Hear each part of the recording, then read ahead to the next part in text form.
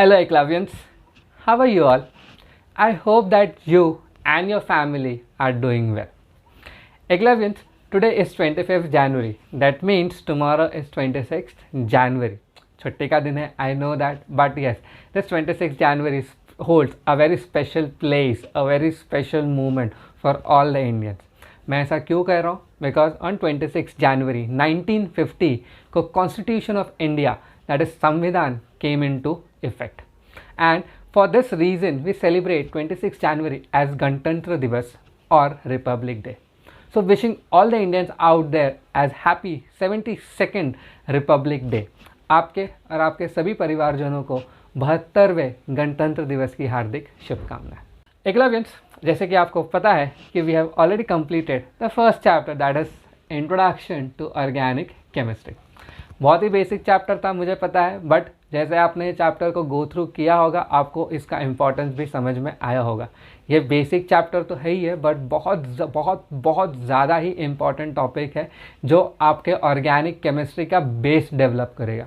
और जैसे कि आपको पता है, अगर आपका बेस और फाउंडेशन अच्छा है तो इमारत बहुत अच्छी बनेगी और बहुत मजबूत बनेगी. तो ये मैं उम्मीद करता हूँ कि आप लोगों ने चैप्टर नंबर 1 के सारे ही सेशन देख लिए होंगे. बट अगर आप चैनल पे नए हैं, it's my personal request that कि पहले आप जाके चैप्टर नंबर 1 के सारे सेशंस देखें, समझे, then and only then chapter number 2 start करें, तो जाके मतलब बनेगा और आगे आपको कोई दिक्कत नहीं आएगी. ठीक है, आपको सारे ही सेशन के लिंक इस वीडियो के डिस्क्रिप्शन बॉक्स में मिल जाएंगे. प्लीज़ गो थ्रू करना. अगर आपको सेशन अच्छा लगे, समझ में आए, टीचिंग मेथोडोलॉजी अच्छी लगे, नोट्स अच्छे लगे, तो प्लीज़ लाइक और कमेंट करके ज़रूर अपना एक्सपीरियंस शेयर करें. But last but not the least, share ज़रूर करना अपने दोस्तों के साथ. एंड यस, सब्सक्राइब करना मत भूलना. और हाँ, बेल बटन को ज़रूर प्रेस करना, बिकॉज इसके बाद से मैं जितने ही सेशन अपलोड करूँगा आपको उसका डायरेक्टली नोटिफिकेशन मिलता रहेगा और इसके बाद से कोई भी सेशन आपका मिस नहीं होने वाला है. ठीक है गाइस, तो आई होप दैट कि आप लोग वो सेशन गो थ्रू करेंगे. फॉर नोट्स, जैसे कि मैंने ऑलरेडी कमिटमेंट दे रखा है कि नोट्स आप लोग को लिखने की ज़रूरत नहीं है, आपको सिर्फ फोकस करना है कि मैं क्या पढ़ा रहा हूँ. For detail notes of chemistry you can follow me on @eklavya notes on Instagram, जिस पे आपको सारे ही नोट्स काफ़ी डिटेल में मिल जाएंगे. Okay, so let us start today's session. In this session, we are going to discuss the second chapter of organic chemistry, that is nomenclature of organic compound. But session start करने से पहले या कोई भी chapter हमने start करने से पहले देखा है कि चैप्टर के कंटेंट्स क्या क्या है, उसके बाद ही हमने चैप्टर स्टार्ट किया है. तो before starting the chapter, let us see what are the things that we are going to cover in this chapter, nomenclature of organic compounds. So the topic that we are going to cover in this chapter, nomenclature of organic compound, is first, what do you mean by nomenclature? So सबसे पहली चीज़ जो हम discuss करेंगे, meaning of nomenclature. मैं nomenclature को N से designate कर रहा हूँ. Second, what are the ways of doing nomenclature of organic compound. दूसरी चीज़ ये डिस्कस करने वाले. तीसरी चीज़, what is common naming system, that is common naming system. Fourth, what is the drawback of common naming system. Fifth, what is the need of IUPAC nomenclature system. Then 6, what is IUPAC nomenclature. 7th, what is the system, that is IUPAC system of naming the organic compound. 8th वाला जो हम discuss करने वाले हैं, that is rules of IUPAC nomenclature of an organic compound. Then once we discuss the rule, we'll start discussing common name and IUPAC name of alkane. Then complex substituents will be the next segment, that is common name and IUPAC name of complex substituents. Then 11th one will be IUPAC nomenclature of alkene. Okay, then alkyne, then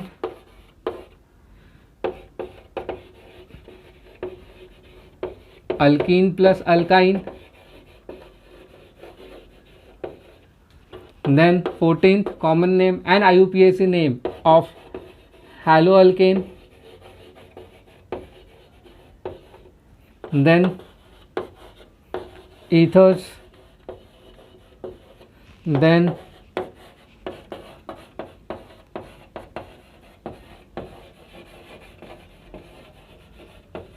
nitroalkane, then comes alcohol, then comes amine, then sulfonic acid,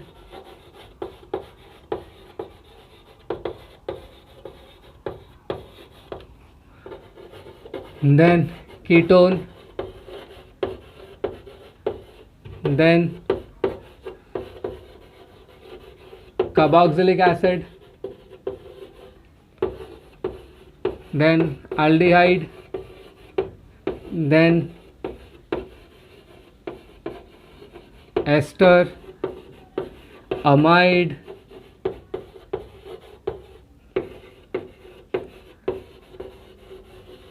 acyl halide, cyanide, anhydride, that is 27th anhydride,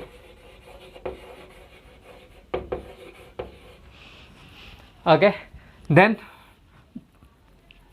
the next topic that we'll be seeing is nomenclature of polyfunctional groups. Then we'll be also discussing nomenclature of cyclic compounds. Then we'll be also discussing bicyclo and spiro compounds. Last but not the least, nomenclature of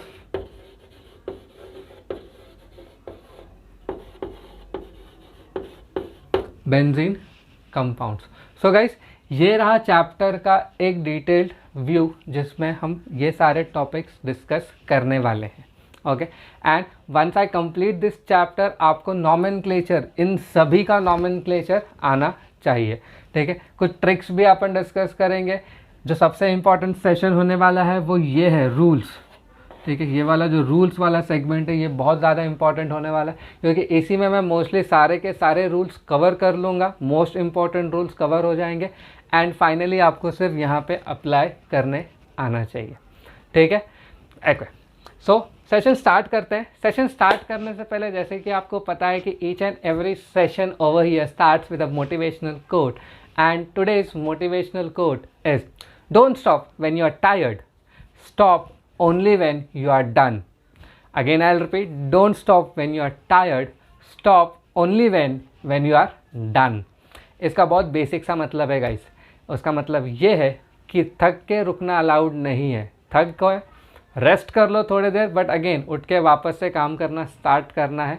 रुकना तब है जब आपने अपने life के सारे goals को achieve कर लिया है, तो तब तक रुकना is not allowed. Keep working hard and yes, रुको मत जब तक आपके लाइफ के सारे गोल्स अचीव नहीं हो जाते. सो with this motivational quote let us start session number 1 of the chapter nomenclature of organic compounds. In session number 1, the first topic that we'll be discussing is what is the meaning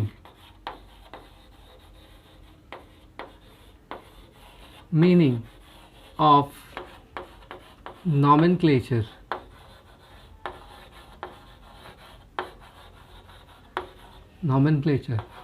of organic compound. So अगर आपसे कोई मतलब पूछे कि nomenclature of organic compound का मतलब क्या है, nomenclature itself gives an idea. It is nothing but naming of an organic compound. So it simply means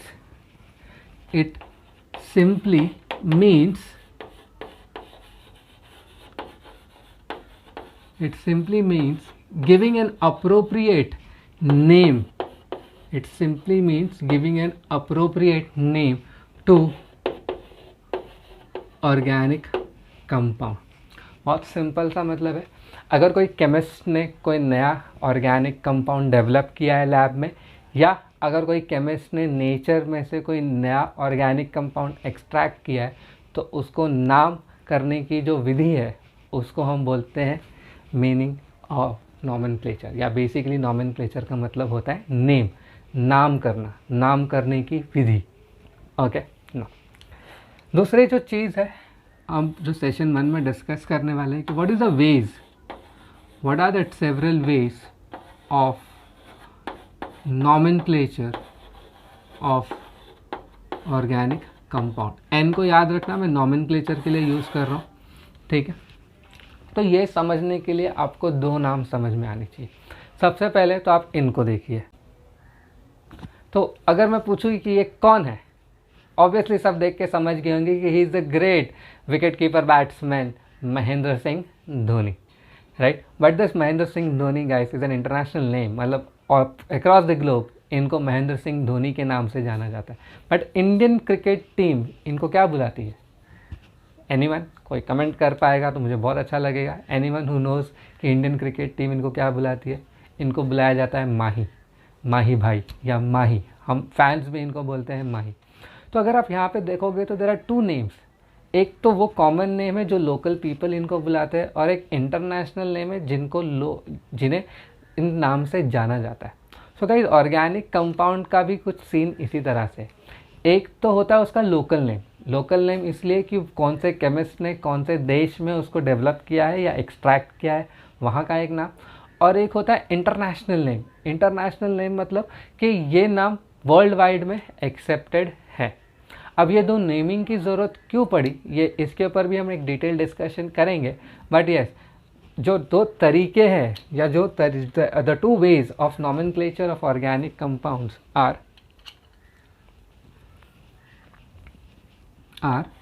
first common names जिसको हम बोलते हैं ट्रिवियल नेम,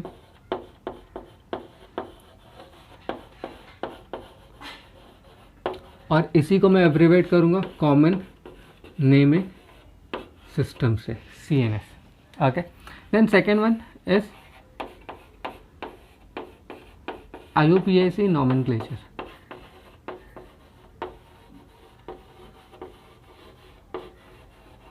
ओके. एंड इसी को मैं एब्रीवेट करूंगा IUPAC, that is I nomenclature system, that is INS. ठीक है. So let us discuss the first thing, common names.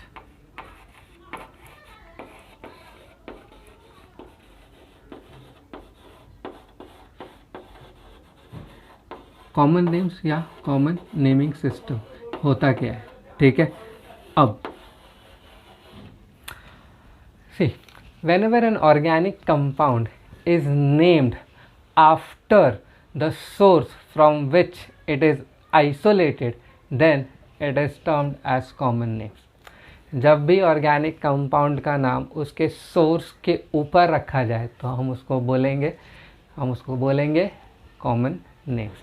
The best example that I can give it to you is formic acid. The best example that I can give it to you is what?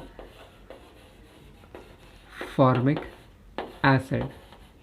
And formic acid इनका नाम रखा गया because of this. क्या है ये? Red ants, right. Red ants in Greek is known as formica. ठीक है. Red ants in Greek is known as formica and that's how the name comes, formic acid. आपको बस एक आइडिया दे दूँ कि कभी भी अगर मूंगी काटती है तो इट गेट्स स्वोलन, सूज जाता है, राइट. बट बेसिकली वो काटती नहीं है. Ants does not bite. वो बस एक ड्रॉप फॉर्मिक एसिड का गिरा देती है, कॉन्सेंट्रेटेड फॉर्मिक एसिड का गिरा देती है, जिसके वजह से अपने को इचिंग होता है। ठीक है, so formic acid comes from formica. Second तो हमने ऑलरेडी डिस्कस किया है, ऐसे तो बहुत सारे हैं बट मैं 2 ही एग्जाम्पल ले रहा हूँ। यूरिया, जैसे कि मैंने आपको पहले ही बता दिया, urea is found in urine of mammal, तो यूरिन यूरिया। तो ये कुछ नाम है जो सोर्स के ऊपर डिपेंड किया है। ठीक है, मीन्स इनका जो सोर्स है उसके बेसिस पे नाम है। ठीक है, बट दिक्कत क्या आती है? ठीक है, अब आप लोग सोच रहे हो कि सर ये कॉमन नेमिंग का दिक्कत क्या आएगा, तो let us understand the drawback of common naming system. थोड़ा मज़ेदार होने वाला है ये चीज़। ठीक है, तो प्लीज़ कनेक्टेड रहना, ध्यान से सुनना, और आंसर्स या तो कमेंट करते जाना वीडियो पॉज करके, या तो मन ही मन आंसर देते रहना, मैं समझ जाऊंगा। ठीक है, ओके। सो होने वाला कुछ ये है, I will do a magic, एक जादू करूँगा एंड कुछ आपके सामने ले आऊँगा। तो आपको कमेंट करके बस ये बताना है कि वो चीज़ क्या है, मतलब मेरे हाथों में जो चीज़ आएगी वो चीज़ क्या है। ओके, तो स्टार्ट करें। सो ये रहा जादू। ओके, जो अभी चीज़ मैंने होल्ड कर रखी है वो क्या है? आई होप आपने कमेंट कर दिया होगा। अगर आपने कमेंट ये किया है ग्रेप्स, या आपके अगर माइंड में ये है कि it is a grapes, then you are perfectly all right, इसको थोड़ा छोड़ देते हैं। बट ये ग्रेप्स, मान लो कि आप इंडिया के एक ऐसे गांव में रहते हो जहाँ पे लोगों को सिर्फ हिंदी आती है, no English, no Marathi, no Gujarati, no Tamil, Telugu, Punjabi, कुछ नहीं। वहाँ के लोगों को सिर्फ और सिर्फ हिंदी आती है। तो अगर मैं पूछूं कि ये जो चीज़ आपके सामने, इसको हिंदी में क्या कहते हैं, will obviously use the word अंगूर, राइट। बट मान लो कोई और एक ऐसा स्टूडेंट है जो महाराष्ट्र के किसी गांव में रहता है, ठीक है, और वहाँ पे मराठी के अलावा कुछ नहीं बोला जाता, तो वो स्टूडेंट इसको क्या बोलेगा? द्राक्ष, राइट। अब इमेजिन करो कि आप दोनों को अंगूर के बारे में डिस्कस करना है। आपको ये नहीं पता कि अंगूर को द्राक्ष कहते हैं, और इस बच्चे को ये नहीं पता कि द्राक्ष को ही अंगूर कहते हैं, तो आपका डिस्कशन कैसे चालू होगा? Difficult, it's really very difficult to convince that कि आप किस बारे में डिस्कशन कर रहे हो। तो यही प्रॉब्लम ना गाइस बायोलॉजिस्ट को होती है। फॉर एन एग्जाम्पल, अगर कोई फ्रेंच बायोलॉजिस्ट है जो फ्रांस से बिलोंग करता है, वहाँ पे ग्रेप्स को कहा जाता है लेरिसान, ठीक है। अगर वही कोई जर्मन है तो वहाँ पे बोलते हैं ट्रोबोन, ठीक है, और स्पेनिश है तो उवस, एक्सेट्रा, इस तरह से कुछ नाम है। तो मान लो अगर वो बायोलॉजिस्ट को इंडियन बायोलॉजिस्ट के साथ अगर इंटरैक्ट करना है, तो इंडियन बायोलॉजिस्ट को तो इंडिया के नाम पता होंगे, चाहे वो द्राक्ष हो, चाहे वो तिरिकटी, तमिल में ग्रेप्स को बोलते हैं तिरिकटी, ठीक है, तेलुगु में द्राक्षा, मराठी में द्राक्ष, ठीक है। तो ये कुछ नाम है जो इंडियन बायोलॉजिस्ट को पता होंगे। बट क्या एक फ्रेंच बायोलॉजिस्ट एक इंडियन बायोलॉजिस्ट के ऊपर, ग्रेप्स के ऊपर डिस्कशन कर पाएगा?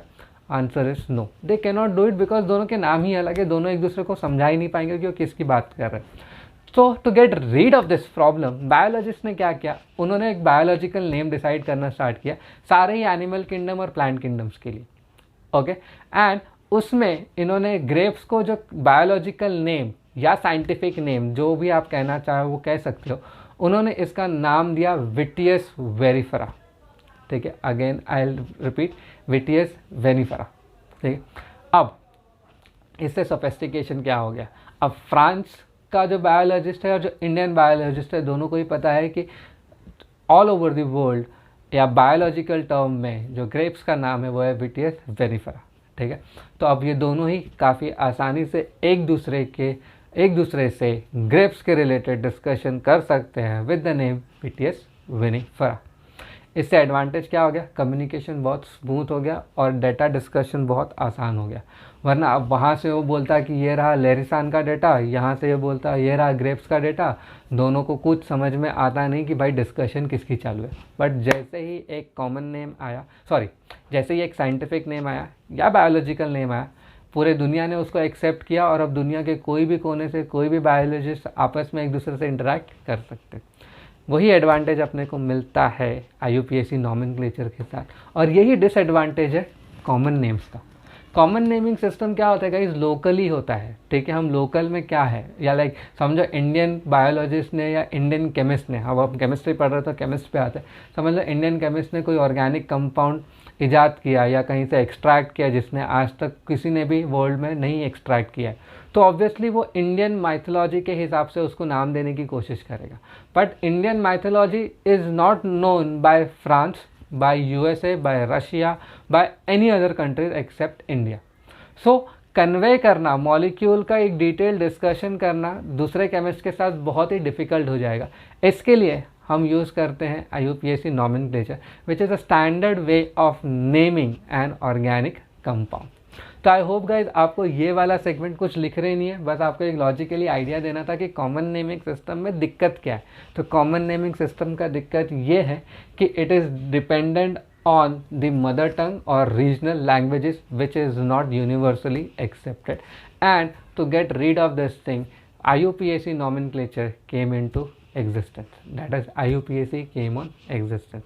और इसका एक बेस्ट एग्जाम्पल मेरे पास है डिस्कस करने के लिए आप लोगों के साथ, ठीक है, that is CH3OH, that is CH3OH। CH3OH को कॉमनली बहुत से लोग या तो मिथाइल अल्कोहल कहते हैं, कोई कोई कॉमनली इसे कहता है कार्बिनॉल,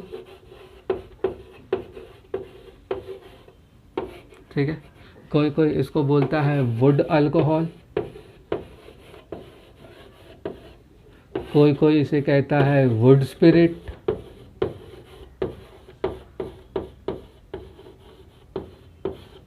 कोई कोई इसे कहता है methyl hydroxide,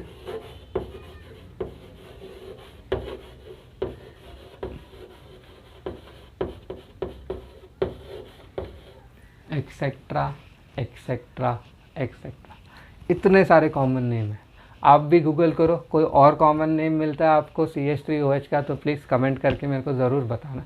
but yes this are some of the names जो CH3OH को दिया गया है। सो कितना ही कन्फ्यूजन होगा, मान लो आपने मुझसे बोला कि सर वुड अल्कोहल, और मुझे वुड अल्कोहल पता ही नहीं क्या होता, या मेरे लैंग्वेज में तो वुड अल्कोहल होता ही नहीं, मेरे लैंग्वेज में वो होता है कार्बिनॉल, ठीक है, मेरे भाषा में CH3OH को कार्बिनॉल बोलते हैं और आप मेरे से पूछ रहे हो कि सर वुड अल्कोहल क्या होता है, तो हमारा डिस्कशन कभी भी एक पॉइंट पे आके ख़त्म नहीं होने वाला।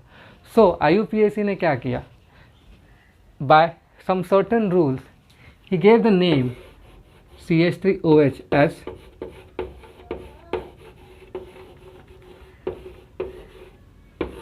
Methanol, and methanol CH3OH that is methanol, ये नाम इज़ प्रिफर्ड यूनिवर्सली, ठीक है, मतलब एंटायर ग्लोब में, एंटायर वर्ल्ड में अगर आप मिथेनॉल बोलोगे तो आपको CH3OH ही देगा। अगेन एक स्टार मार्किंग बता दूँ, ड्रिंक करने की कोशिश मत करना, methyl alcohol is highly poisonous, ठीक है। Okay, so importance I hope आपको समझ में आ गया होगा। तो मैंने 5th टॉपिक भी यहीं पे डिस्कस कर लिया, that is why we need IUPAC nomenclature. IUPAC nomenclature का होना इसलिए ज़रूरी है because it gives us an unambiguous name, एक ऐसा नाम देता है जो अनएम्बिग्यूटी से, मतलब कोई एम्बिग्यूअस नेचर नहीं है उसमें, कोई दो नाम नहीं है उसके, एकलौता ऐसा नाम जो यूनिवर्सली एक्सेप्टेड होगा। So that's why we need what IUPAC nomenclature system, ठीक है। अभी होता क्या है, अप्लाई कैसे करते हैं, इसके रूल्स रेगुलेशंस क्या है, ये हम देखेंगे नेक्स्ट सेशन में। आज का सेशन हम यहीं पे स्टॉप करते हैं। आई होप गाइज आपको ये सेशन काफ़ी मज़ेदार लगा होगा। प्लीज़ मुझे कमेंट करके बताना कि how you like the session, ठीक है। एंड येस, कुछ कॉमन नेम्स एक्स्ट्रा मिले तो प्लीज़ शेयर करना ना भूलें। So with this thing guys, हंसते रहिए, मुस्कुराते रहिए, अपने एनवायरनमेंट को क्लीन रखिए। Will meet soon. Thank you so very much for watching this session. Take care.